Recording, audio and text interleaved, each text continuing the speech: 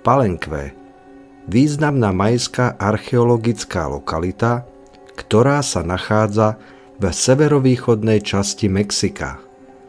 Sväté mesto, cez ktoré tiekla rieka Otolum, po oboch stranách lemovaná terasami, s eskapádami a plošinami, na vrchole ktorých stoja chrámové pyramídy a paláce s nádhernými reliéfmi.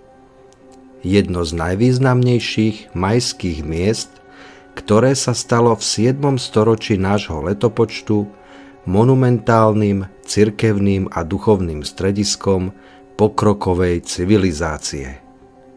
Poďme sa spolu preniesť do tohto nádherného a vznešeného mesta a rozpovedať si jeho príbeh.